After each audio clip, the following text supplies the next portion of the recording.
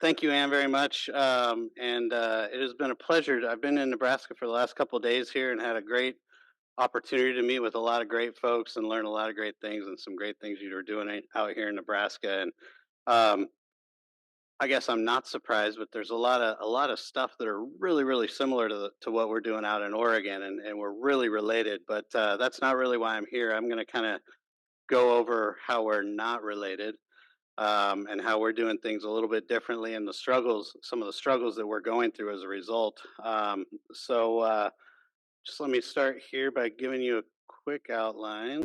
So we're going to go over an introduction of who I am and where I come from, what we do. I'm going to go over a brief history, well, sort of maybe like a 10,000-foot view history of the Klamath Basin, the Klamath water crisis from 2001 up to today, uh, KDD, which is my district, Klamath Drainage District, the refuges and the role that they play in the Klamath Basin.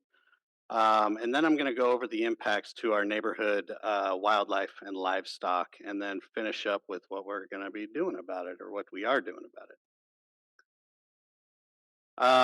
I don't know how long I want to keep this up here, but if you guys are anything like me, you know that we live in the land of acronyms. And so if I ever need to come back to this slide, you guys just let me know. I'm going to do my best to not talk in acronyms.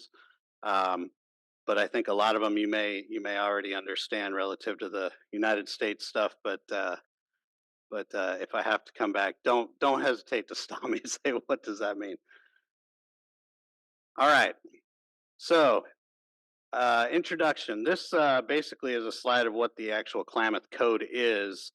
In my experience, we have yet figured out how to crack the Klamath Code to make things work for all parties. However, I will say this is one way that we are connected to Nebraska. There is one man who actually has cracked the Klamath Code. That is Mr. Warren Buffett. Um, I will go into that a little bit later. That's a little teaser for you. So Klamath Basin history. This is a map of our total basin. You can see we sit on the border of southern Oregon and northern California. The headwaters are obviously up in Oregon, and then it terminates out by the sea in a little place called Klamath, California. Total for the basin, we have 12 subbasins. We deal with two federal departments. That would be the Department of Interior and the Department of Commerce. Six federal agencies underneath those departments, largely interior.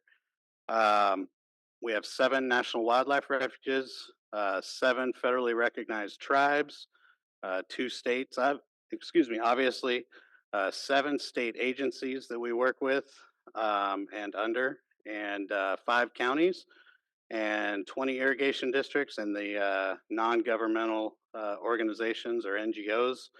They are countless. We've got a lot of them. This is just an old map of what the basin used to look like pre colonial. And you can see that it was a actually, they call it the Everglades of the West. It's an upside down basin, if you will, to where most of the water is actually up at the headwaters. We had massive lakes up there. And in 1905, let me see if I can just pin my. Uh oh, I did not mean to do that. There we go. My district sits right about right there, just for your bearings. And I think I've got another map after this one that shows it a little bit closer. But just to give you some timelines here, in 1905, the Bureau initiated the Klamath Reclamation Project. They came in, they informed the state that they were going to reclaim the lands in the Klamath Basin and wanted the water rights in order to do it. In 1906, there was a breach of the Keno Reef to begin draining the Klamath or the lower Klamath Lake. I'm sorry, not the Keno Reef, um, but they breached it to start draining the lake.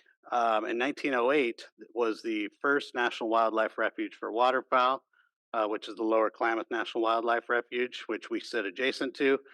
In the 1940s, the Klamath Reclamation Project was completed. From 1903 to 1962, we had a hydroelectric project component of what we're dealing with on the Klamath River in both Oregon and California. In 1972, the Endangered Species Act was passed. That's critical for why the Klamath acts the way it does. 1978, the bald eagles were listed as threatened. That's important because Klamath Basin used to have the largest concentration of bald eagles in the lower 48 states. That is no longer the case, unfortunately. In 1988, Lost River and Short-nosed Sucker were listed as endangered. Those two species sit right up here in this lake, which is called Upper Klamath Lake. In 1997, coho was listed as threatened. That as a salmon species that primarily, well, it's in the river in California. In 2001, the listing of all those species came to a head, um, and I will explain why. Here is a bit of a closer look at kind of the massive lakes. Way up here, we had Upper Klamath Lake. Out here, we have Tule Lake. Out here, this is called Clear Lake. This is my district right here, this triangle that sits on the Oregon side, and we sit adjacent to down here is the Lower Klamath National Wildlife Refuge. In the early 1900s, as I noted, they started building the Klamath Reclamation Project. These are just some old pictures taken out of our library locally that just showed some of the work they were doing with horses and back labor, all kinds of good stuff. Here's some old pictures of the dams that were being built. I believe this one is Copco, might be Copco one. This one could be J.C. Boyle. Looking at it here, I'm not entirely sure. Here's the species that we're dealing with. On the left-hand side over here, we've got the short nose and Lost River sucker. They're a sucker fish. As I noted, we're primarily in Upper Klamath Lake. Down here, we've got the salmon downstream that we're dealing with, and as a reclamation project, we are stuck right in the middle of the two. So I noted this is where in 2001 is when it all came to a head. In 2001, it was a drought year. We had competing biological opinions, which the two biological opinions, one was for the sucker, one was for the coho, and it described the needs that those two species needed um, relative to water. The Bureau of Reclamation was stuck right in the middle of having the controls on what's called Link River Dam that releases water out of Upper Klamath Lake into the Klamath River. Well, there wasn't enough water to meet the needs of both species on that year, and so a judge came down and ordered no irrigation water. That was the first time in history that that has ever happened in the Klamath Basin. Um, what that did is that spurred kind of an uprising, if you will, locally. What's locally known as the Klamath Bucket Brigade. It brought national media attention. We had media out here from New York, Washington, all over the country, out in the Klamath Basin, watching what was going on. I think I put some other pictures on here. Okay, good. I'm not going to lose my. This is the bucket brigade. That last picture I had was there were guys dipping water into what's called Lake Awana on the south end of Klamath Falls, and they were handing that bucket one by one all the way up Main Street, as you can see here. Hundreds of people standing in line, and then eventually they were dumping that bucket into what's called the A Canal, which is our primary artery for delivering water out to the Klamath Reclamation Project. So it was a symbol that we're not going away quietly. Um, so that went on for a very long time, up until September 11th, actually, and then the community came together and said we have much bigger problems to deal with, and so that was when they stood down. But 2001 was really the start of kind of our current crisis that we're dealing with in the Klamath Basin. Um, and it was also the beginning of a litigious era. There was a lot of litigation that occurred from that point, and at one point in the early 2000s, sitting down with stakeholders who were really suing each other, folks finally just asked each other, "Why are we doing this? Is there a way we can do this without suing each other?" And so that really started the conversations for settlement talks amongst tribes, the United States, and water users. So that was really what was born the KBRA and the KHSA. And there I go with acronyms. I apologize. The Klamath Basin Restoration Agreement and the Klamath Hydro Settlement Agreement. Um, they spent, I think, a decade, maybe slightly more than a decade, negotiating those two settlement agreements that ultimately got denied by Congress. Um, so the stakeholders at that point went back to their corners. There was an attempt to salvage those two settlement agreements. The Klamath Hydro Settlement Agreement 2.0 is what I like to call it.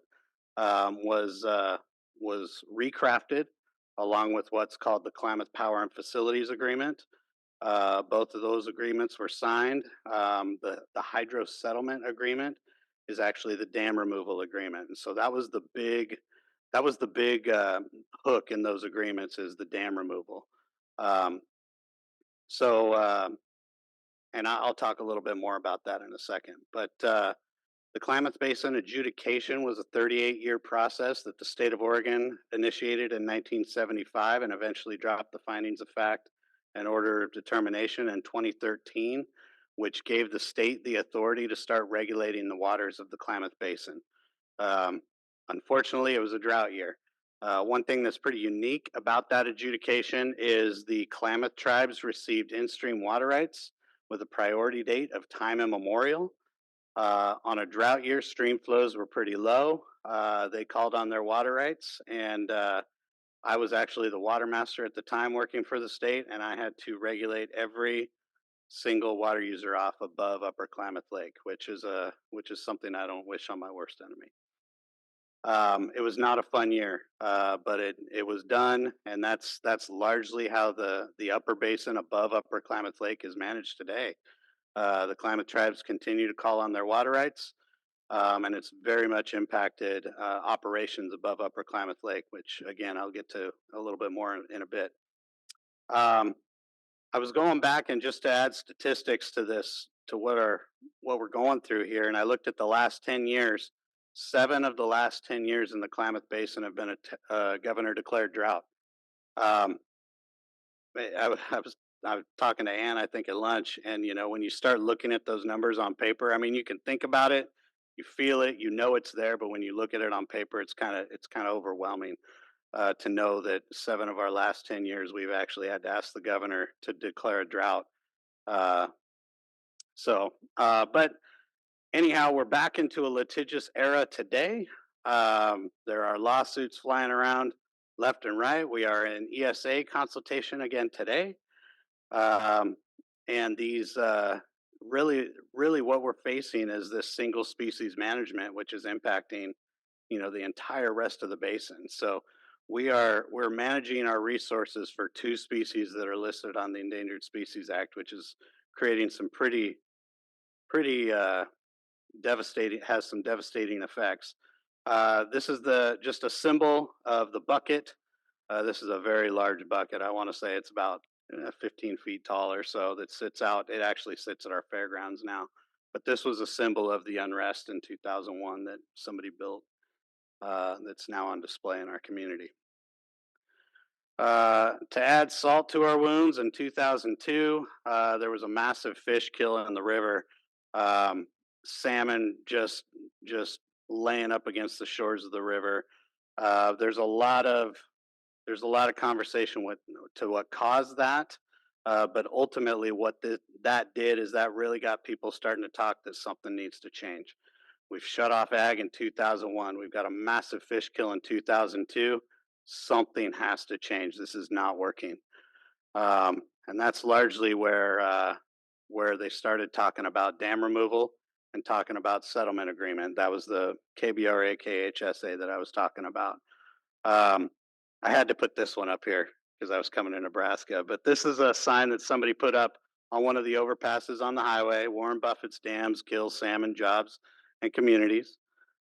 Here's another one, just undam the Klamath, as well as some other signs. Um, and then on the opposite end, folks were saying, "Stop the Klamath dam scams." So you can see just by the divisiveness of these signs This all really splintered our communities. Our communities were split in half, some in support, some absolutely against. So going back to the Klamath Basin Restoration Agreement, Klamath Hydro Settlement Agreement, these were the agreements that authorized the dam removal. It also had some components to it that added some securities for agriculture, like covering our costs, a water supply, et cetera, et cetera. On that picture on your left there, we've got, I think that's Secretary Salazar with our two governors. Governor, I believe that's Kitzhaber there, and the Arnold or Arnold, as he likes to call himself, of California. Down there, that other picture, that's Senator Wyden holding a hearing with many of the stakeholders that helped build the KBRA and the KHSA, talking about the impacts it would have on the basin, talking about the costs, et cetera, et cetera. So, as I noted, that did end up going to Congress and failed. And so they put together a second edition of the Klamath Hydroelectric Settlement Agreement and the Klamath Power and Facilities Agreement. The KHSA still pushed forward for dams. That was the authorization for dams to come out. And the KPFA, the Power and Facilities Agreement, largely tried to address some of the components that we were missing on the ag side. One of the biggies was that water users would not be impacted by the removal of these dams. So liabilities would be covered for reintroduction of fish. We wouldn't have to cover the costs or bear the costs of fish screening. There would be opportunities to look for better power rates for water users, et cetera, et cetera. So here we are. Earlier this year, in January, all four dams that were identified to be removed were breached. This is a picture of Copco 2, which they have actually already cleared out. And if we have time today, and I've got a video at the end of this, I'm going to show you the whole time lapse of that dam coming out. So let me switch gears over to my neighborhood, Lower Klamath Lake and the refuges. That map up there on the left-hand side, uh, this is my neighborhood right here, highlighted in red. So south of the border in California, that's the refuge. North of the border, that is my district. That was formerly Lower Klamath Lake. Um, and we've got this. So this picture on the right, that is folks pushing their way through the tules. That was a lot of what Lower Klamath Lake was like. It was just a wetland habitat full of tules. There was some open water, but largely just a very shallow lake. Just a huge wetland component of the basin. And there's a picture of Teddy Roosevelt signing the executive order for that first refuge for waterfowl. Uh, I mentioned earlier that Lower Klamath Lake was the largest, used to be the have the largest concentration of bald eagles in the lower 48 states. Here's a picture of bald eagles lined up on one of our pivots out on my district. This is just a Google Earth image of my district that really my point of diversion starts up here for the North Canal, runs along this side of the triangle.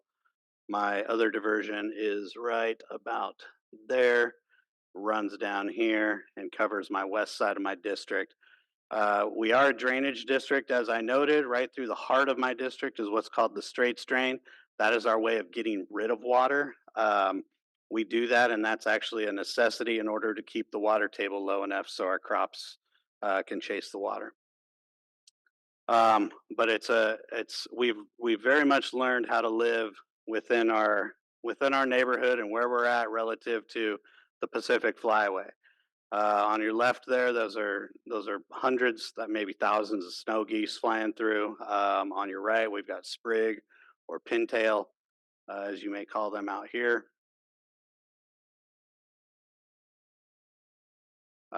We've got big mule deer out on the district. We've had cougars come through the district, elk come through the district, and even on the right hand side, your occasional bear.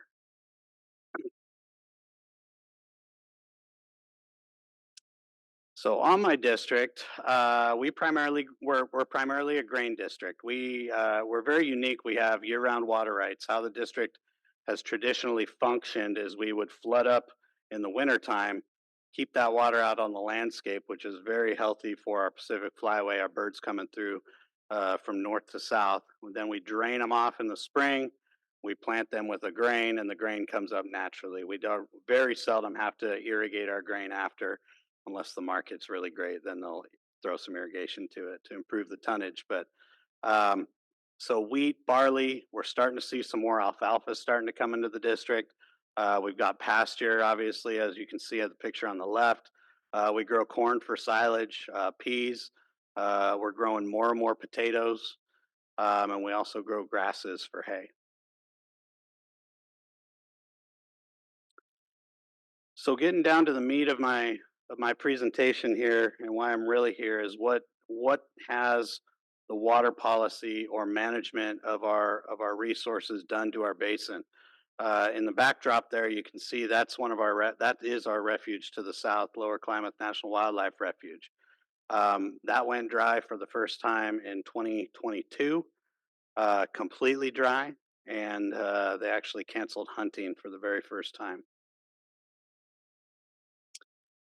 I mentioned the KDD. This is some of the things that make us unique. We have year-round water rights. We have contracts with the United States Bureau of Reclamation. Total around the whole project, we have what's called repayment contracts, Warrant contracts. We also have others that have individual contracts. Um, and then the refuges are unique, even though they have a water right to divert water, project water to the refuges. They do not have a contract with the Bureau of Reclamation, which puts them in a really unique position. And the Bureau would tell you that that is why they end up as lowest on the priority list behind species and other contractors. Um, I mentioned the adjudication earlier. I'm highlighting the Endangered Species Act because that's a critical piece to what is driving the management of our water. We have tribal trust obligations that the United States has to withhold or uphold, rather. Um, Drought. I mentioned the 7 out of the last 10 years. I was scared to go back 20 years and look at it. And groundwater use. We don't have very much groundwater use in my district, but we do around the edges of the lake. But one thing we are seeing is over on the Tule Lake Basin, which is on the other side of the hill from us. There is so much, there is subsidence starting to occur because they aren't putting the water on the landscape. There is groundwater starting to get pumped at higher levels. They're actually seeing the gymnasium starting to tilt to where, I mean, you put a basketball on the ground and it'll roll to one side of the gym. I don't even think they're playing games in there anymore. So there's some pretty serious things happening. Um, I mentioned a litigious era. We just got lawsuit after lawsuit after lawsuit. I'm going to try to steer clear of the lawsuit that I'm involved in. Um, but my district is actually in one right now as well. But as a result, what we end up getting is court ordered management of our resources. So we've got judges, and I'm not afraid to say this. We've got judges that don't know anything about our water resources. They don't know anything about our ecosystems. They don't know anything about agriculture or the species that we're trying to deal with, dictating how we manage water. Um, and all it's doing is it's dividing the stakeholders even further when judges are making those decisions. So, what are some of the impacts to our neighborhood wildlife? Well, uh, to date, we don't have any statistical evidence that the management of our resources for the species that we're trying to protect is making any progress. We don't have anything. We don't see our sucker fish improving. Well, in fact, they're not even stable, and we don't even have our coho stable. We're starting to see declines in our coho as well. Um, so we have fundamentally altered the Pacific Flyway. The birds just don't come through the basin anymore. They used to blacken the sky by the millions, and they don't even come through the basin anymore. I mentioned that we don't have the largest concentration of bald eagles anymore. The bald eagles follow the migratory pattern of the waterfowl, so we don't even have the bald eagles anymore. Uh, Hunting was canceled on the refuges in both 2022 and 2023. 2022 was the first time in history that that has ever happened. Um, the Winter Wings Festival was canceled this year. The Winter Wings Festival used to be called the Bald Eagle Festival. They changed it to Winter Wings. It's a huge festival where birders and photographers come flock to the basin. I like to say flock to the basin to really take advantage of the opportunities to see birds up close and personal. They canceled it this year just because the bird numbers are dropping off so dramatically. um, we're seeing pond turtles disappear. And the reason I bring that up is because there is an effort underway to potentially get that listed as a species. Pond turtles used to be everywhere. You used to have to dodge them with your car out driving around the Klamath Reclamation Project as they're moving from one lateral to another or any water. That was when we had water on the landscape. We don't see pond turtles anymore. Deer and other big game. I haven't seen it. I don't think I've seen a deer in over a year out on the district. Might see the occasional coyote, but I don't even see those in the numbers I see or I used to see them in. Coyotes are, like I said, coyotes are just disappearing. And I mentioned the socioeconomic depression of what this is causing. Tule Lake, in particular, was I would say a mecca for bird hunters, duck hunters. It was there was a whole economy built around waterfowl hunting in Tule Lake, from folks that would sit on the side of the road and like lemonade stands, offer to pluck your birds for a small fee. I'm not even sure what that fee was, but you drive down Main Street of Tule Lake now, and it's like a ghost town. It's devastating. It's tragic.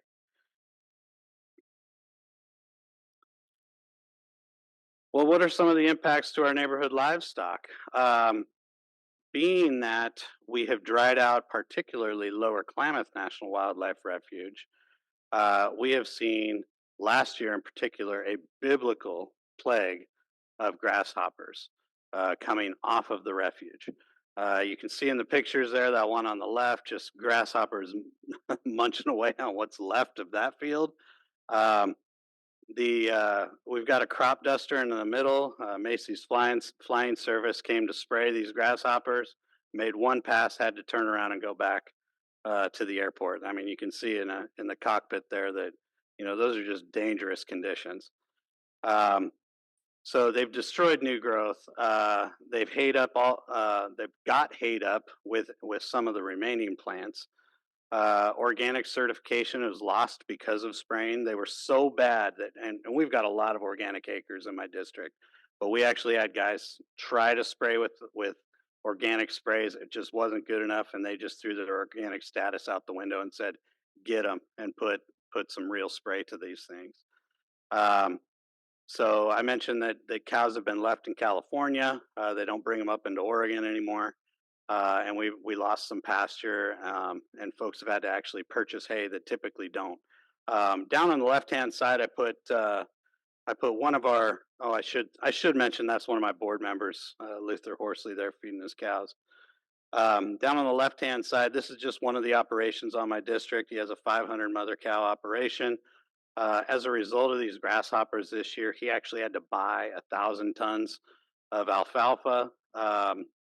He typically grows about 2,000 tons, sells 1,000 tons, and keeps 1,000 tons. He actually had to buy 1,000 tons because he couldn't grow any this year. So that was a double whammy right there. He paid over $100,000 in spray to control the grasshoppers.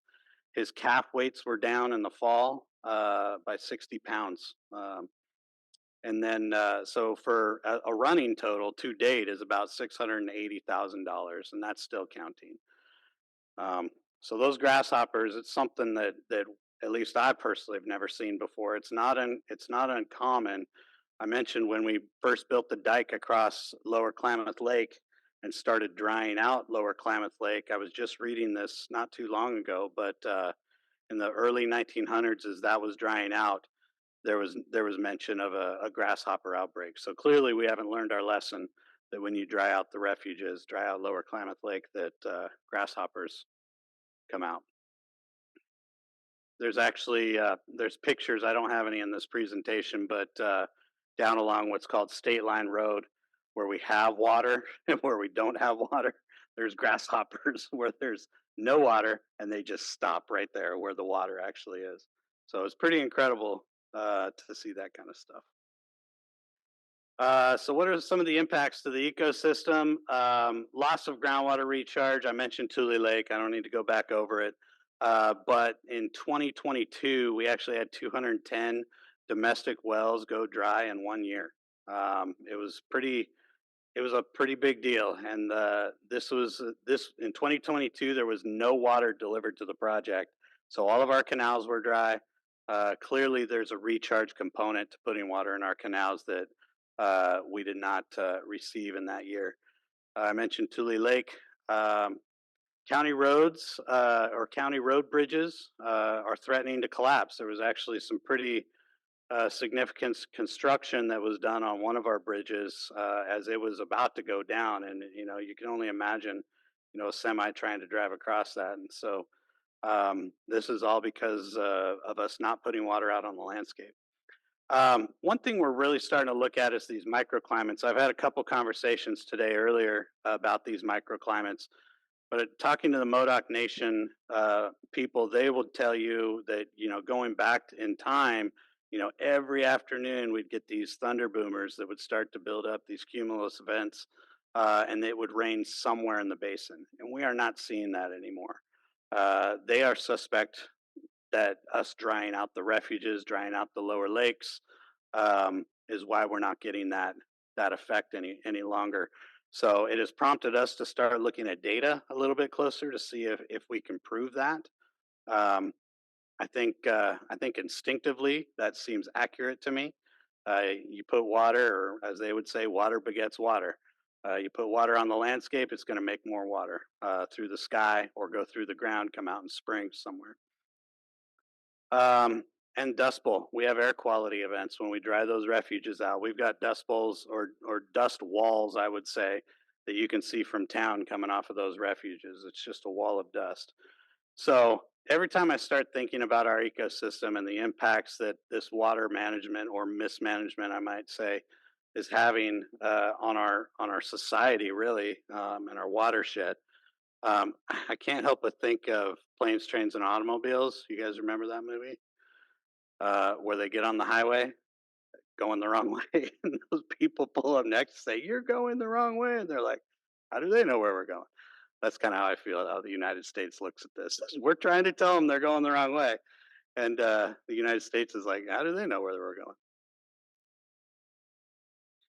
So what are we doing about it? Well, we started by asking ourselves, I think, the right questions. Number one, is fighting working? Fighting clearly hasn't been working.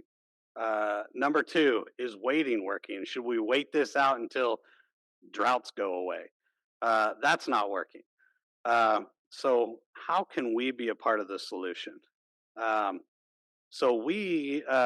KDD, as well as other districts in the basin, are working to partner with all of the stakeholders the best we can. We're trying to ignore the litigation side of the world and just say, how can we all work together to start doing what's right to recover these species, and I mean really recover these species.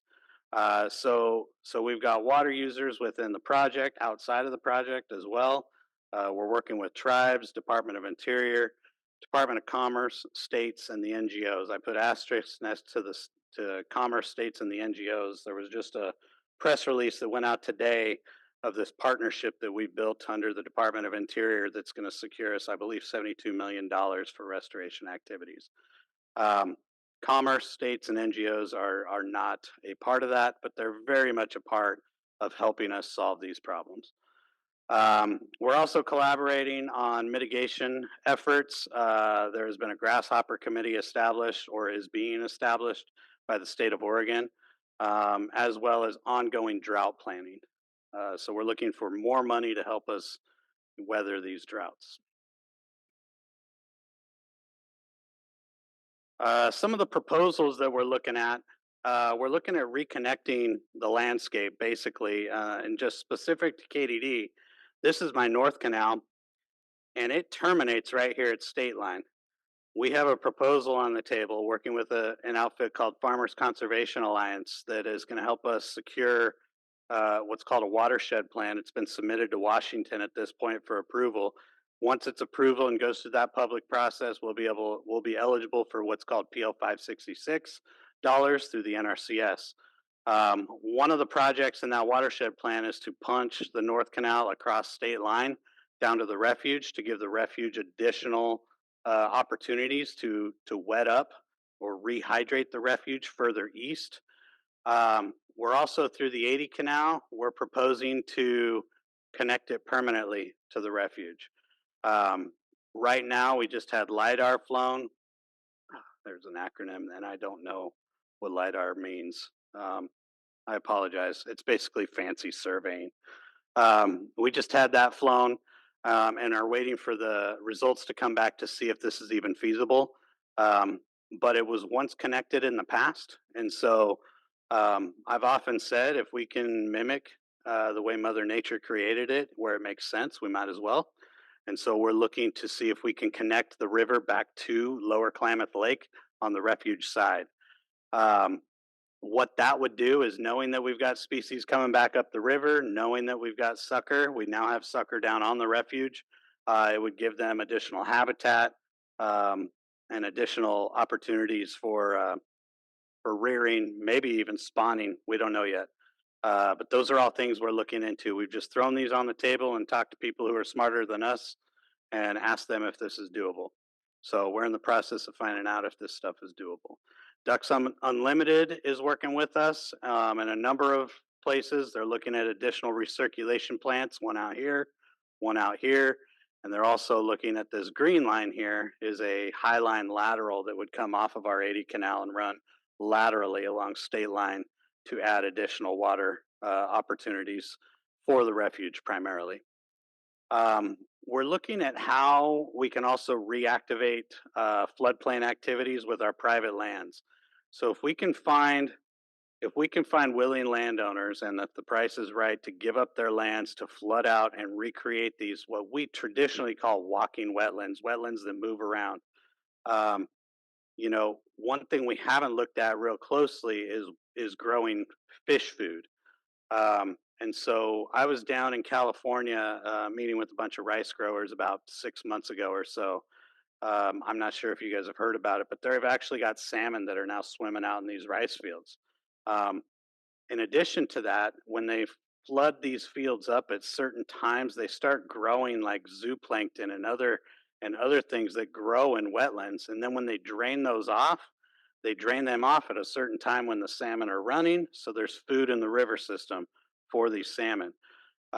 So we're looking at that kind of stuff too to see if that's even a possibility. We are at a much higher elevation, being 4,200 feet where we're at, but if those possibilities exist, we want to know and we want to see if we can put a program together for willing landowners. Um, we're looking at the diversity of spawning and rearing habitat. So, shaving off water off of Upper Klamath Lake to keep our refuges wet is something we're looking at right now, and also seeing if we can create that spawning habitat, rearing habitat on those refuges, primarily for suckers right now. If salmon want to take advantage of that, which we don't know if they will or not, that's something that at least we want to have that option on the table. We're looking at modernizing our delivery systems. We're upgrading our SCADA stuff, which is going to give us all the data we need. It's going to be able to automate our entire system. That's our vision. We're looking at pumping upgrades, putting in variable frequency drive pumps to keep water moving through the system, so we don't have water sitting stagnant, which is a water quality benefit. And we're also looking at additional efficiencies. Right down here, this is a fish screen I took a picture of just a couple weeks ago down on the Sacramento River. We're actually looking at putting those in our canals and opening up our canals for fish habitat. And so finding the right fish screens to keep those fish out of our fields um, is getting pretty important for us to identify. So what do we need? We need trust again. There was a time where all the stakeholders that we'd come together and we could sit around a table and we could trust that what we're going to say is not going to come back and bite us. And frankly, like I put here, we just need to start acting like neighbors again. We need buy-in. We need support that these projects are actually going to work. We have a common phrase out in the Klamath Basin for restoration or conservation activities um, that are just kind of out here and out here and out here. We call them random acts of conservation.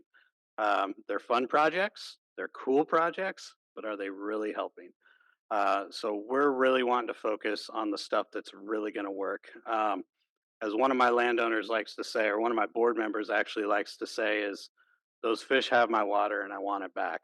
And so we as a district, and I would say we as water users, are getting very, very active in trying to figure out and solve or break the Klamath Code, if you will. We need money. I was very pleased to see that press release finally go out. That's something we've been working on for quite some time. And so it's looking like we actually have some real money coming to the basin for restoration activities.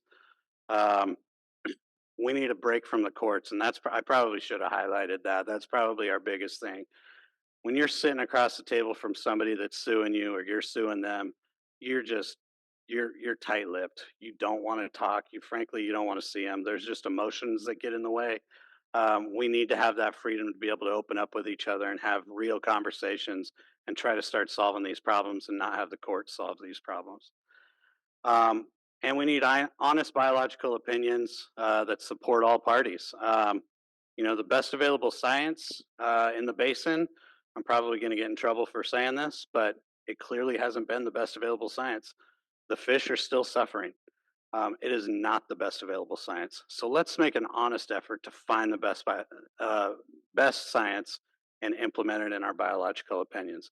Let's have biological opinions that give us the opportunity to adaptively manage. I've been very excited to hear a lot of what's going on the Platte River project and hearing the adaptive management that's implemented in that program. That's incredible. And that gives you guys all the liberty to pivot when you need to, when you see something's not working or you see something that is working and you think you can double down on it. We don't have that freedom in our biological opinions, and we need it. I've been pushing for it through this consultation we're going through, and I'm going to continue to push it. And finally, we need hope. We just need a lot of hope. We're a broken basin, um, and we need something again to tell us that we're going to be here in 50 years.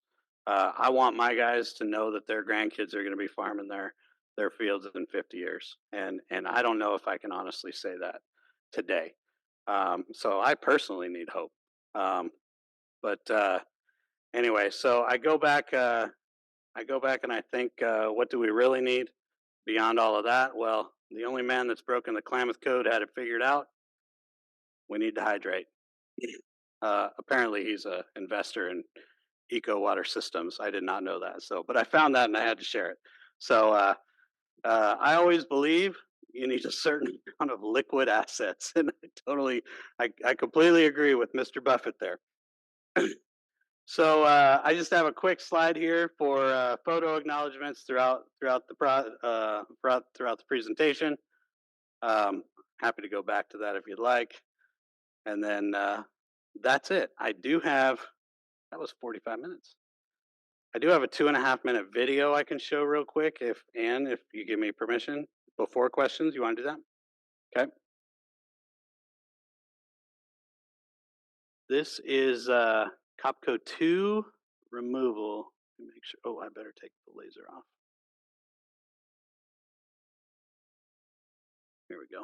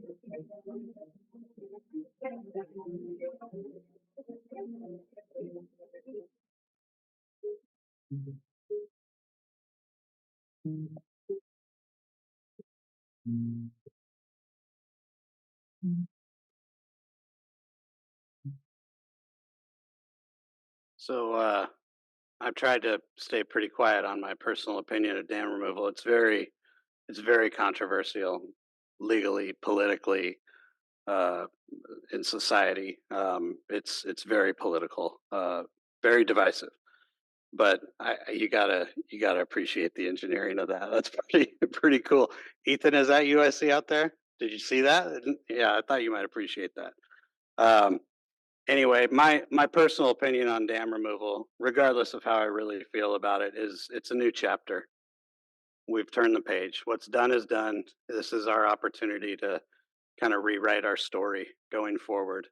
And where I stand today, I want that story to be right. I want the Klamath Basin to thrive for all stakeholders. The species need to recover. Farming needs to stay viable. Um, our societies need to stay there. We don't need any more Tule Lakes. We don't need any more ghost towns. Um, so that's where I stand. Thank you very much. That's all I've got. So.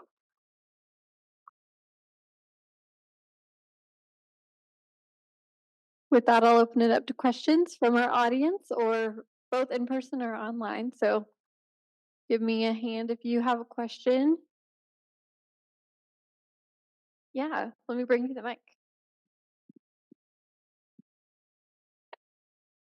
So I know you went over this for the first 15 minutes or so of your talk, but if you're just going to really briefly summarize the problems that have led to this sort of dust bowl like scenario, you mentioned managing for one species and maybe the tribal rights higher up and the dams. What are the key factors?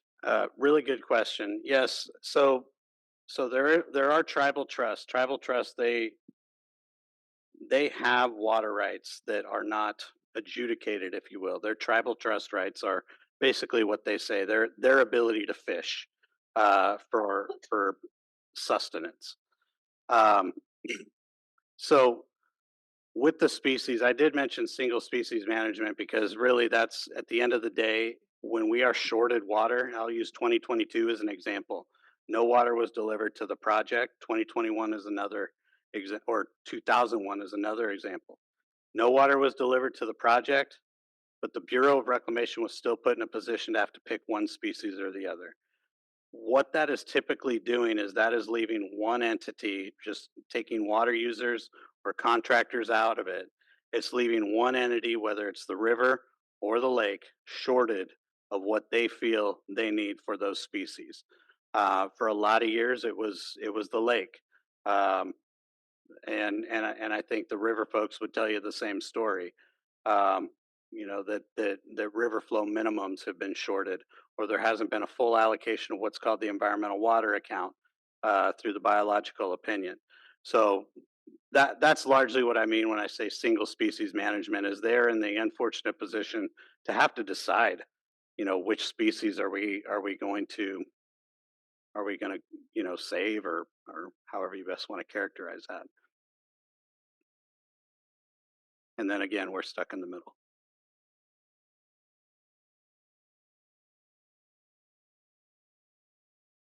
I'm just here to observe, so I don't really know anything about this stuff. But do you have any Audubon organizations working with you?